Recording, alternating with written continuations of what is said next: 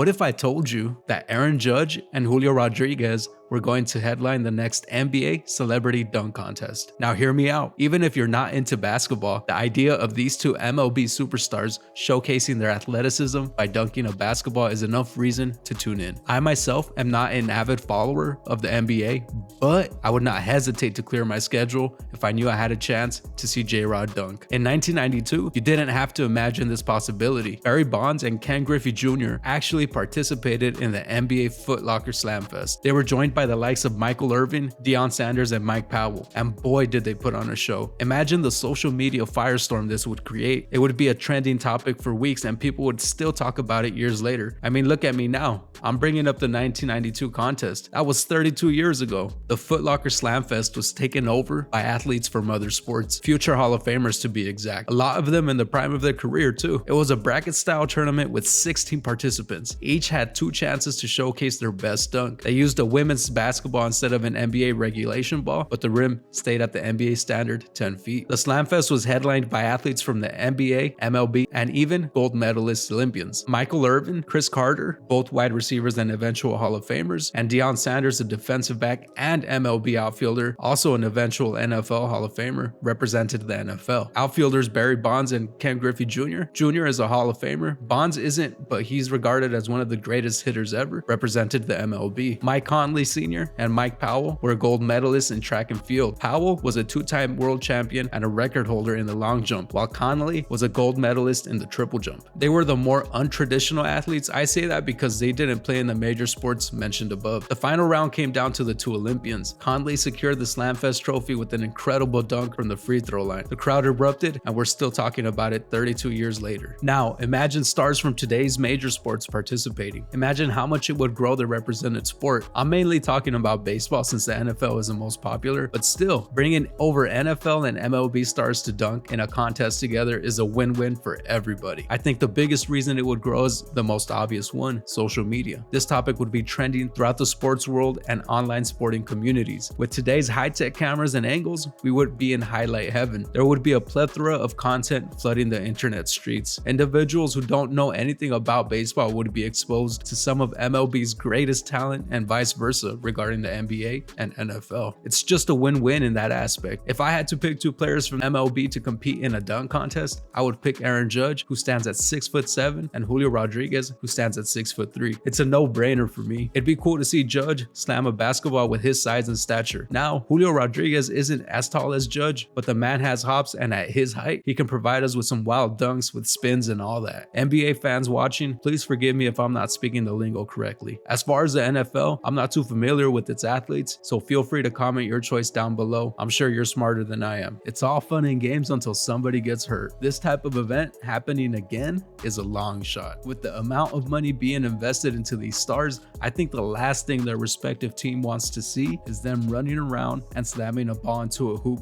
for shits and giggles. I know, I'm a party pooper. Trust me, if I was running the team, I would say it. Nah, I'm just kidding. Anyway, we have to take into account the risk this type of event would pose to the participants, and for that reason, it is highly unlikely we would ever see something like this again. But hey, we can dream, right? Thank you for watching. I truly appreciate it. Please like, subscribe, and share. It means the world to me. Check out the links down below if you have some time, if you're interested in what I do. I am most active on Instagram. The link is down below. It's called On This Date in MLB. And right there, I share anywhere from 4 to 10 posts a day about what happened today in baseball history. It's lit, it's active over there. The comment section is fun, and I try to interact with everybody right there too. Thank you, and I'll catch you guys next time. Peace.